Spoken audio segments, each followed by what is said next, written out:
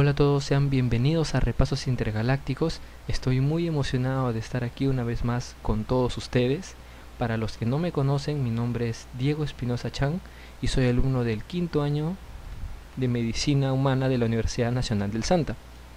Te he traído un video especial de introducción a la clínica médica que va dedicado a todos los alumnos que este año ingresan al hospital, ya que en mi universidad necesitas primero llevar 3 años de cursos básicos en las aulas de la universidad para que en el cuarto año ingreses al hospital, recién ingreses al hospital. Entonces, si tú ya pasaste por estos 3 años, ¿sí?, de cursos básicos, permíteme felicitarte porque ya estás en el hospital. Bien, aquí voy a hacer uso del efecto multiplicador. ¿Qué consiste o qué es el efecto multiplicador? Pues te permite ampliar, ¿sí?, ideas, conocimientos, anécdotas, experiencias. Te permite difundir todo eso, ¿sí?, que justamente es la finalidad o el objetivo por el cual fue creado este bonito canal. ¿Ok? Entonces supongamos, ¿no?, que aquí me escuchen 5 personas y la idea la capten estas 5 personas, a lo que yo quiero llegar, y estas 5 personas lo compartan con 5 personas más, pues mi trabajo, mi misión aquí ya está hecha, porque la idea que yo quiero, que yo estoy brindando, pues justamente está fluyendo, ¿sí? Entonces, una de las ideas o de las anécdotas que te quiero comentar para ti, que tú estás empezando el hospital, pues justamente le ocurrió una anécdota, le ocurrió a mi grupo y a mí el primer día que nosotros rotamos por el hospital Eleazar Guzmán Barrón, que es el hospital regional de aquí de Chimbote. Resulta que ese día, después de evaluar al paciente asignado que el doctor, ¿no?, nos había asignado, la señora nos dijo: jóvenes, qué bien me han atendido hoy. Entonces nosotros nos sorprendimos, ¿no?, y le preguntamos: señora, y le decimos, ¿no?, señora, nosotros simplemente estamos haciendo lo que siempre hacemos. Y la señora nos dijo: pues muy bien, jóvenes, los felicito, sigan así para adelante. Entonces, a lo que yo quiero llegar es de que una vez que cuando tú ingreses al hospital y tengas a tu paciente ahí adelante, te preguntes o te hagas la siguiente pregunta: es ¿qué te hace diferente a ti? ¿Sí? Porque una vez que tú tengas a tu paciente adelante, no importa de dónde vengas, ni de dónde seas, ni la universidad de la cual pertenezcas, si es privada o si es nacional, ¿sí? Lo que va a importar es el vínculo que tú formes con ese paciente, ¿ok? Y aquí te dejo, ¿no?, una pequeña foto de mi grupo de rotación. Un saludo para todos ustedes, para Anthony, para Ivy, que justamente fue una rotación de pediatría en diciembre del año pasado. Y resulta que en esa fecha nos contagiamos, ¿no?, de ese espíritu, ¿ok? E intentamos arrancarle una sonrisa a todos esos niñitos que estaban justamente hospitalizados, ¿no?, en esas fechas tan importantes, ¿ok? Entonces, una experiencia muy bonita y nos enriqueció bastante. Entonces, a lo que yo quiero llegar es de que se forme ese vínculo, que debes de formar ese vínculo tú con tu paciente, ¿ok? Y justamente ese vínculo, esa relación es la relación médico-paciente. Y aquí te traigo un pequeño párrafo extraído justamente del Chamorro, ¿ok?, de la tercera edición, que te lo voy a leer. Dice: para lograr una relación médico-paciente favorable, es requisito básico que el médico considere a su enfermo como una persona dotada, al igual que él, de inteligencia, libertad, dignidad y de una vida íntima, y no como un mero objeto de conocimiento y manipulación terapéutica. Conocimientos y habilidades médicas, disposición amistosa, genuino interés y respeto por su condición de persona constituyen la base fundamental de esta relación. La impersonalidad en el trato, la actitud de juez o la petulancia del médico la perturban seriamente, ¿sí? La relación médico-paciente va a ser la base para todo esto, que eso es lo que quiero que se te quede, ¿ya? ¿Y cómo se va a desarrollar? ¿Cómo vamos a desarrollar esta relación, esta actitud? ¿De dónde lo vamos a aprender? Porque lastimosamente no está, o bueno, está en los libros, pero una cosa es en los libros y otra cosa es vivirlo o desarrollarlo tú mismo, ¿sí? Y justamente eso lo podemos aprender de las personas que están más cerca tuyos, que son justamente tus doctores. Nosotros en nuestras rotaciones tenemos y hemos tenido excelentes doctores, cada uno con diferente personalidad: amigable, amistoso, sincero, ¿sí?, además también directo, serio, ¿no? Duro. Entonces, justamente de ellos mismos que quisiera, mi consejo es que tú extraigas todo lo bueno, su forma de ser de esos doctores y las hagas tuyas, ¿no? Le formes una idea, un conjunto de cómo ellos desarrollan esa relación que tienen, ¿sí? Y también aquí no, una foto de nuestro último día de rotación en traumatología con el doctor Quiroz. Y lo que quiero dejarte, ¿no? Es un pequeño mensaje que dice: cuando eres un buen observador, todo el mundo es tu maestro. Entonces, no solamente tus docentes te pueden ayudar, sino también los mismos pacientes. Y un ejemplo que te tengo es esto. Quisiera preguntarte qué ves aquí. Para los que ya más avanzados sabrán, ¿no?, que esto es un herpes zóster en resolución. Pero lo que yo vi ahí en ese momento fue un paciente masculino de 72 años, ¿sí?, en el servicio de emergencia de Laderas, que esperaba su turno para una transfusión de sangre por un linfoma gástrico, ¿sí?, que esperaba su turno por una transfusión, que tenía una hemoglobina de 7 y su tipo de sangre es AB negativo. Ok, entonces en ese rato yo salía de mis rotaciones y me iba un rato a emergencia y lo vi al señor. El señor me contó su caso y después de ver esto, yo le dije, no le dije, señor, era la primera vez que yo veía un herpes zóster. Entonces el señor me dijo: doctor, ¿no quiere tomarle una foto a esto? Y me quedé sorprendido, ¿no?, porque era la primera vez que un paciente me decía. Entonces el señor me dijo: sí, porque los doctores que me ven me piden para tomarle foto, y yo, estando bueno en esta condición, quisiera poder apoyarlo en su formación. Y fue algo que quedó marcado para mí, y ahora, bueno, justamente le tomé foto, le agradecí bastantemente, y bueno, queda para mi galería personal. Entonces lo que quiero decirte, ¿no?, es que nosotros vamos a tratar personas y no enfermedades. Sí, eso quiero que lo tengas bien en claro. Eh, También un poco, ¿no? Te dejo también este pequeño mensaje: que obviamente todo el mundo tiene días malos, uno se levanta que estás cansado, trasnochado, pero quiero que sepas que cuando veas a un paciente, acuérdate que la enfermedad ya lo está tratando demasiado mal como para que tú también lo hagas, ¿sí? Todo el mundo tiene derecho a tener un día malo, ¿no? Pero tenemos por lo menos que una pequeña... Nuestra responsabilidad, ¿no?, es dejar todo eso atrás. Y bueno, ¿qué vas a aprender este ciclo? O este año, pues vas a tener que hacer espacio en tu librería, porque vas a aprender más cosas. Vamos a aprender, uno de ellos es semiología, ¿sí?, que es el estudio de los signos y síntomas, ¿no?, de las enfermedades. Semiotecnia, que es las maniobras o justamente la técnica que vamos a emplear para poder extraer esos signos, ¿sí? La propedéutica nos va a enseñar a analizar, a interpretar todos esos signos y síntomas para poder llegar a un diagnóstico. Y finalmente, ¿no?, la nosología, que es la descripción de las enfermedades, ¿sí? Justamente más adelante, al final de este video, te voy a dejar los links para que tú puedas descargar o quizás comprar los libros, ¿sí?, de acuerdo a la literatura que hay. Ahora, todo eso, todos los conocimientos, pues tú vas a plasmarlo en la historia clínica, que es lo que se va a hacer durante toda la carrera. ¿Y qué es la historia clínica?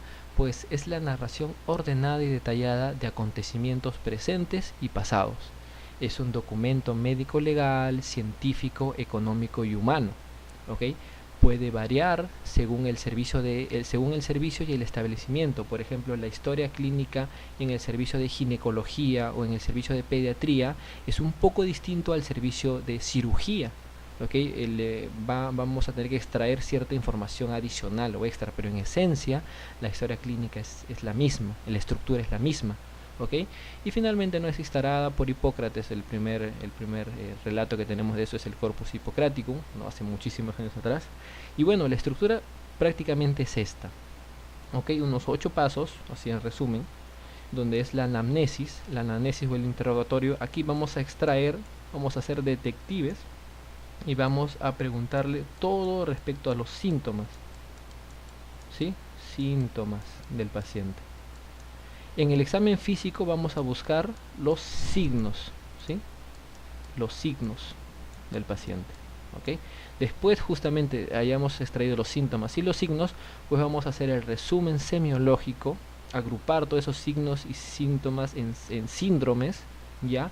Y en base a ello plantear una hipótesis diagnóstica, un plan diagnóstico, un plan terapéutico, realmente la evolución diaria del paciente y finalmente su alta o su epicrisis. ¿Ya? La intención aquí de este video simplemente es darte la estructura, no vamos a detallar más o menos qué cosa es cada uno, qué se tiene que hacer cada uno, quizás eso lo hagamos en el siguiente video, ¿sí? Con más calma. Entonces el primero de ellos es la anamnesis o el interrogatorio. Según mencionan mis doctores, pues bueno, una buena anamnesis, un buen interrogatorio te asegura en algunas enfermedades el 50 al 70% del diagnóstico solo haciendo una buena anamnesis. Pero tú me dirás, ¿no? Si tú has visto House una, dos o 7 veces como yo, me dirás, ¿no? Que su frase de House es todo el mundo miente.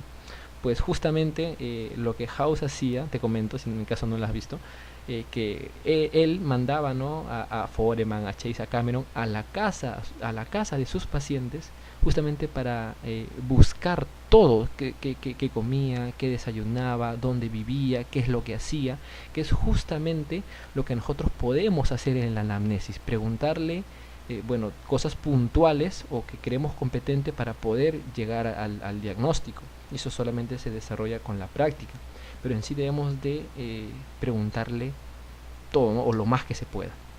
Entonces, ¿cuáles son las bases para este interrogatorio? Pues es saber escuchar al paciente, por eso tenemos 2 oídos y una boca. Preguntarle, ¿no? Saber preguntar, saber observar y saber integrar. Escuchar al paciente justamente te va a permitir formar, ¿sí? Formar el primer lazo, ¿okay? Con el paciente, y te va a permitir en muchas ocasiones que el paciente te diga datos que quizás tú estés omitiendo. ¿Sí? Pero quizás la otra parte es de que quizás el paciente no conviva o su familiar, si tú le estás haciendo la anamnesis a su familiar, ese familiar no conviva con ese paciente, no sepa mucho de él o quizás no tenga el cierto grado de confiabilidad o de instrucción que no te pueda comprender. Pues entonces tú justamente ahí vas a tomar una actitud en vez de pasiva, una actitud activa, de preguntarle, tú ya con más dominio, de preguntarle tú cosas objetivas con tal de que el paciente o su familiar, ¿no? te responda para que tú llegues al diagnóstico o para que tú te orientes un poco más, ¿no? Esto ya es preguntar, ¿no? Tú ya preguntas, ¿ok?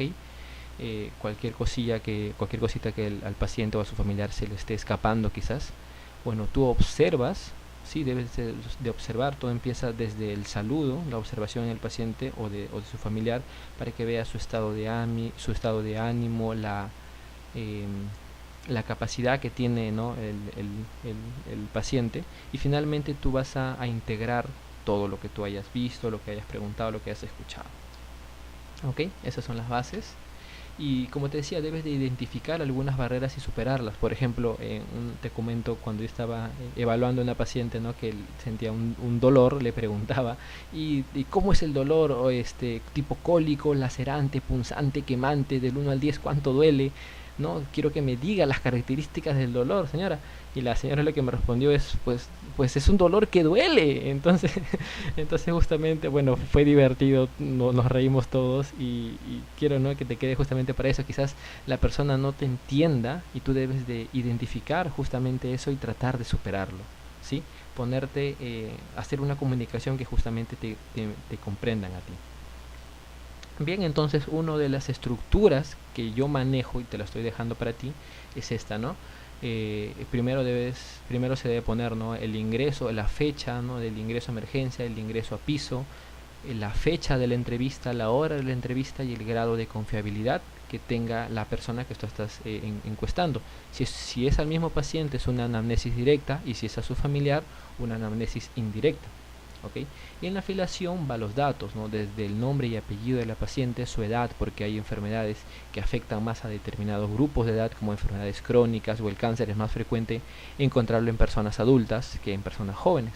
El sexo, justamente también masculino, femenino, si hay enfermedades que afectan más al hombre, afectan más a la mujer. El estado civil, para ver su entorno de la persona. El grado de instrucción justamente te va a ayudar mucho a poder comunicarte. Su ocupación, en dónde ha trabajado, en dónde trabaja ahora, en dónde ha trabajado antes, y no te quedes solamente ahí. Pregúntale por cuánto tiempo ha trabajado, porque por ejemplo tenemos agricultores, ¿sí? O fumigadores, y nos interesaría conocer cuánto es el tiempo en que ha trabajado como fumigador, para por lo menos tener una idea. Su domicilio también importa mucho para ver el lugar, ¿no? El entorno, si hay factores de riesgo o no. La procedencia, muchas veces, porque hay zonas endémicas que hay que tener en cuenta. Lugar y fecha de nacimiento, muchas veces la religión también, la raza y finalmente el DNI. Todo esto compete a los datos de filiación en la anamnesis. En la enfermedad actual, en la enfermedad actual vamos a poner la molestia principal. Por ejemplo, ¿no? El paciente llegue con falta de aire. Falta de aire.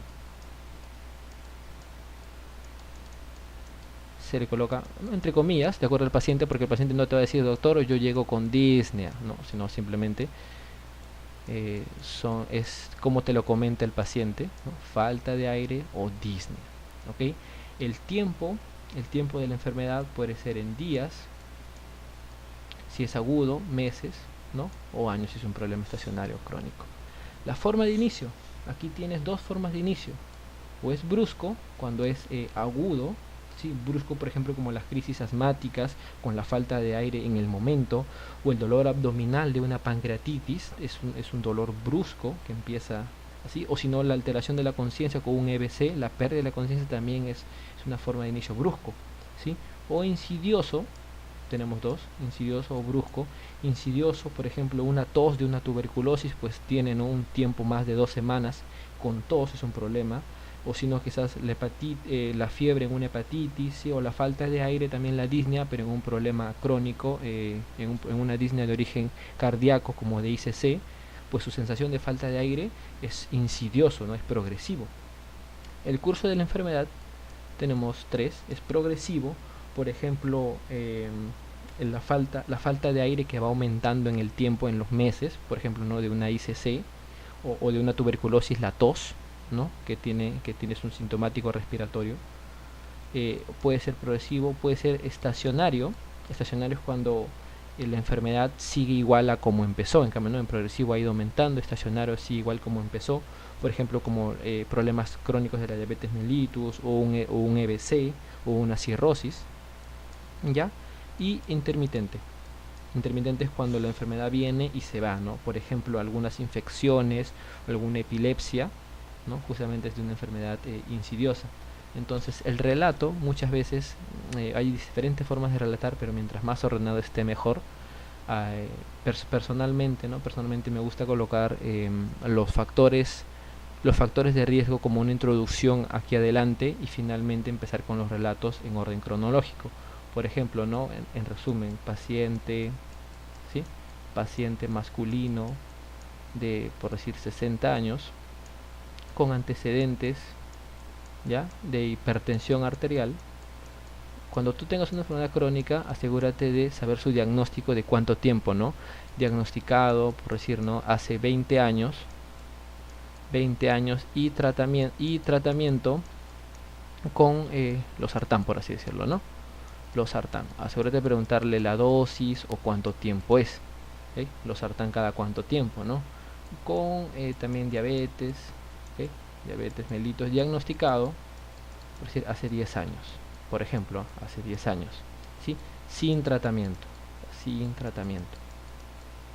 niega otras, ¿no?, otras comorbilidades,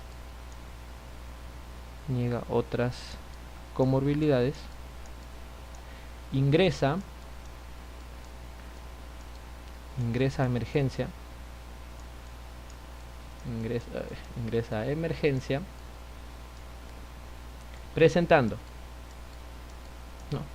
por decir, 5 días antes del ingreso, tal cosa, detallado, que lo vamos a precisar más quizás en otra presentación, en otro video.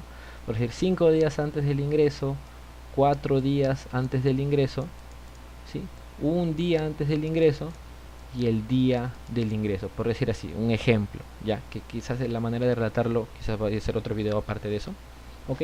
Y esa es una manera, por ejemplo, de relatarlo en forma de cronicidad, en forma periódica. ¿Ok? Entonces supongamos que es un paciente con dolor, que quiero que te vayas por lo menos con algo. Ya, la mayoría, bueno, las personas que no han visto este video, pues van a describir al dolor preguntándose el Alicia, que es lo más conocido. Pero tú, que ya has visto este video, vas a tener 6 preguntas más que hacerle, porque a todos nos ha pasado cuando tenemos al paciente ahí en nuestro delante, no sabemos qué preguntarle, o por lo menos así es el inicio. Entonces, lo que tú vas a preguntar en el dolor es la antigüedad, ¿sí? Desde cuándo le duele, la localización es en dónde le duele, ¿sí? La irradiación muchas veces también es importante, la irradiación, hacia dónde se va ese dolor, la característica del dolor, si es punzante, si es quemante, ¿no? Si es lacerante, es asfixiante, etcétera. La intensidad, ¿no? En una escala analógica visual, o la escala de EVA del 1 al 10, si 1 es lo que menos le duele y 10 es lo que más le duele, cuánto está, por así decirlo. Atenuantes, ¿ya? Atenuantes, con qué posiciones, por decirlo, con qué medicamentos atenúa el dolor, o en qué situaciones atenúa el dolor, baja, o con qué situaciones agrava el dolor, o en qué posiciones o haciendo qué agrava ese dolor. La forma de inicio también es muy importante, quizás la forma de inicio tras comidas con abundante grasa, quizás, sí, te indica mucho la forma de cómo empezó a dolerle. La frecuencia también es importante, ¿no? Cada cuánto tiempo le duele, la duración, cuánto fue ese dolor, si fue pasajero, si es perenne, ¿ok? O si duró minutos o horas, o si le sigue doliendo hasta ahorita. La evolución, ¿no? Si ha disminuido el dolor o si cada vez es más intenso. Los síntomas acompañantes, si el dolor se acompaña con náuseas, vómitos, mareos, etcétera, y su estado actual también del dolor. Pues entonces, ¿no? Este es un regalo para ti, ¿ok? Que te va a servir bastante. Después seguimos con la siguiente parte, son las funciones de la historia clínica, son las funciones biológicas, el apetito, la sed, la orina, las deposiciones y el sueño. ¿Okay? Bueno, mayormente debemos de preguntarle, ¿no? Si su apetito ha aumentado, ha disminuido o si se conserva. ¿Okay? En la sed igual, en la orina igual, pero no solamente quedarnos ahí, sino en el caso de la orina, no sé si preguntarle cuántas veces, ¿no? Cuántas veces va al baño diariamente, y si ha habido alguna alteración en su color. Claro, ¿no? Siempre preguntarle cositas extras, las deposiciones, la frecuencia, las características, no solamente que te conformes con preguntarle si ha aumentado o ha disminuido, sino el color, las características, el sueño también, si tiene su sueño conservado o si ha disminuido, si tiene insomnio, ¿no? Entonces, si es insomnio, es de conciliación, ¿sí? Si es de conciliación porque no puede llegar, o de continuidad porque está ya dormido, quizás se levanta por las noches con falta de aire. Todo eso debemos preguntarle. Bueno, no, quizás cuando se te olvida de preguntarle, ¿no? Y no sabes qué ponerle, pues bueno, se le pone conservado o no refiere, ¿no? Pero no hagas eso. Los antecedentes se dividen en 3: antecedentes personales, antecedentes patológicos y antecedentes familiares. En los antecedentes personales, el hogar es muy importante buscar o preguntarle por sus relaciones interpersonales que tiene el paciente, si se lleva bien con los integrantes de su familia. La vivienda es muy importante, es una vivienda de material noble o de estera, de adobe, ¿sí? Cuánto es el número de habitaciones, cuántas personas hay viviendo ahí para ver si hay hacinamiento. La crianza de animales, como te decía, si tiene perro, gato, vaca, si cría cuyes, si cría aves, todo eso es muy importante. Sus actividades de recreación, su grupo de apoyo, ¿sí? Actividades religiosas, su dependencia económica, de quién depende, si depende de esa persona, o si depende de ella misma, o es jubilado, depende de los hijos. Su vida sexual también es muy importante, que es muy delicado también preguntarle. ¿Okay? Su alimentación, no te quedes en preguntarle si come 3 veces al día o no, o si es balanceado o no, sino de preguntarle qué desayuna, qué almuerza, qué cena, o qué desayunaba normalmente, ¿no? Qué almuerza normalmente y qué cena normalmente. Porque justamente, por decir, ¿no? Un pan con tajada de queso, con queso, y una taza de avena. Una porción de arroz guiso, ensalada. Cena, una taza de café, 3 panes, nada más. Todo esto, todos estos valores que tú puedes recolectar de la paciente, pues justamente te ayuda a, a calcular las kilocalorías. ¿Sí? Las kilocalorías, que es muy importante porque cada persona, dependiendo a su edad y a su peso, tiene un índice metabólico basal. Entonces, si las kilocalorías consumidas excede al índice metabólico basal, pues obviamente hay un exceso. Y si le falta, pues hay un déficit. ¿Ok? También su consumo de sal y azúcares, ¿ok? Que si consume moderadamente o bajo en sal o en exceso de sal, porque el paciente, bueno, quizás él deba consumir menos de sal, pero su familiar no lo sabe eso y sigue cocinando igual. O quizás si es diabético, cuánto de azúcar consume, no solamente azúcar, sino galletas, gaseosas, todo eso contiene azúcar. La eliminación de excretas, ok, ese es el carro recolector de basura, cuántas veces pasa al día o en dónde elimina sus excreciones, ya. Otro hábitos como el café, tabaco, alcohol y drogas, y esto es muy importante, no solo te quedes preguntarle en si consume o no, sino también el tiempo que ha consumido, en tabaco, ok, y el número de cigarros que haya consumido, quizás por decir por paquetes o cigarros al día o paquetes al mes o al año, ¿sí? Porque eso justamente, y el tiempo, ¿no? El tiempo de cuántos años ha estado consumiendo y el número de cigarrillos. Y en cambio en el alcohol, por decir el tipo de alcohol, vino, cerveza, whisky, ron, la frecuencia, una vez al mes, 2 veces a la semana, diario, ¿sí? Y la cantidad. No solamente te quedes en preguntarle si sí consume tabaco o si sí consume alcohol, sino el tipo, la frecuencia, la cantidad, ¿ok? Y en el tabaco, pues el tiempo, ¿no? Y el número. Exposición a biomasa, si ha cocinado o si cocina a sus familiares a leña o no solamente ahora, o sino de pequeña, si ha tenido exposición a leña o a fábricas, si ha estado exposición a enfermedades infectocontagiosas, por ejemplo aquí en Perú, muy frecuente, ¿no? La tuberculosis, no te olvides de esto, y siempre, quizás al principio o siempre, cuidarte de la bioseguridad, ¿sí? Siempre entrando con mascarilla para decir las personas están tosiendo, ¿no? Ten mucho cuidado con esto. Su alergia a medicamentos también es importante para ver las RAM, ¿sí? Si la paciente conoce, si tiene, ¿no?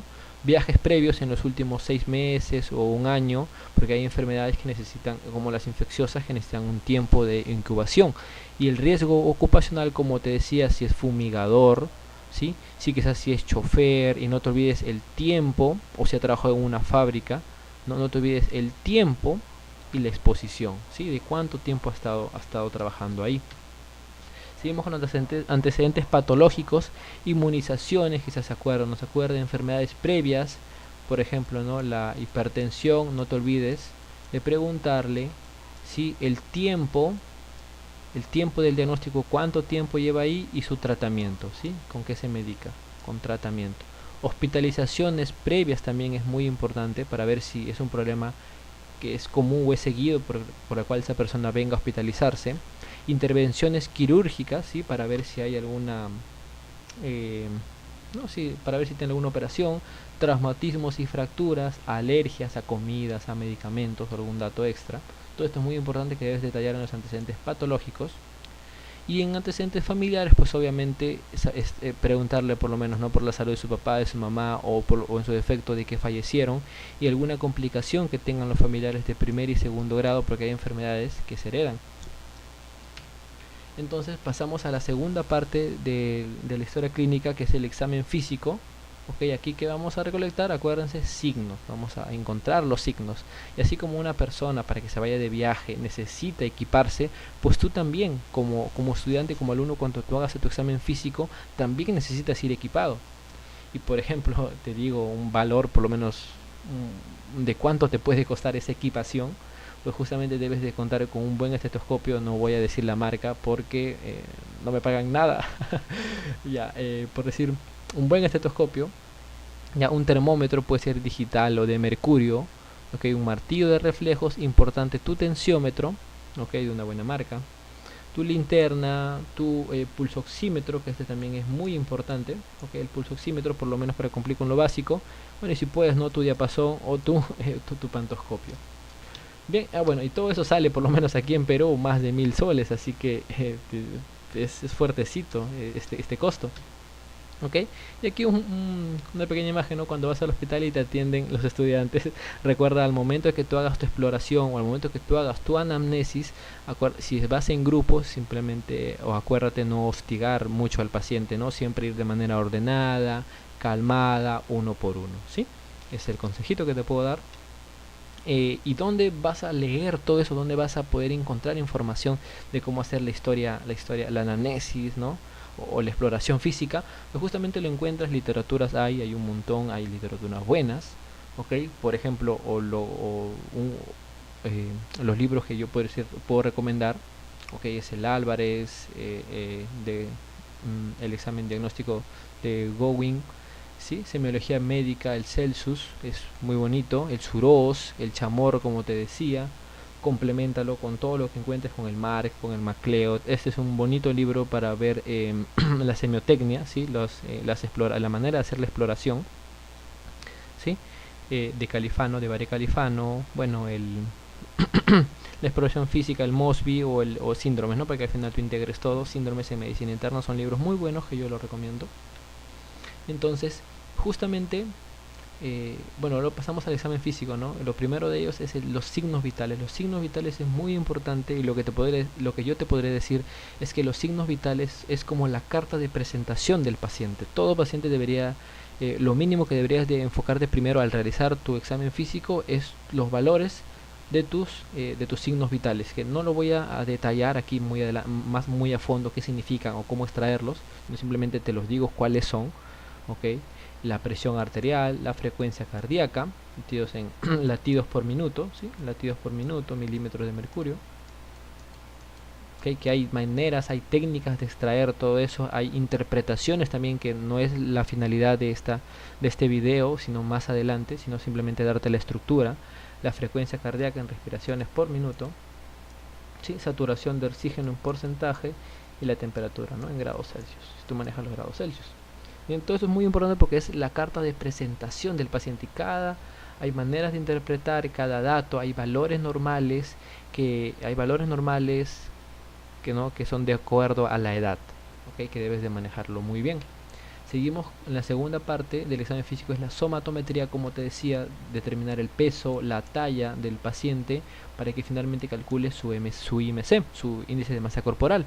¿Ok? Para que te des una idea. Y justamente otro instrumento más que te va a ayudar es tu celular, y en el celular hay múltiples aplicaciones donde uno puede realizar esto, ¿no? Uno de ellos es una aplicación donde puedes calcular el índice de masa corporal, hasta con el índice metabólico basal que te decía más anteriormente, lo puedes calcular en esta aplicación, que es muy buena y te la recomiendo. Finalmente, la parte del examen físico, hay otra parte donde uno hace su examen general y su examen regional para ver aparatos, ¿no? Como el sistema respiratorio, cardiovascular, abdomen, genitourinario, nervioso, ¿sí? Pero justamente adivina en quién vas a practicar ahora. Para que tú sepas lo normal, primero debes de practicar en ti mismo o en tus familiares o en tu grupo de rotación, con los amigos de tu grupo de rotación.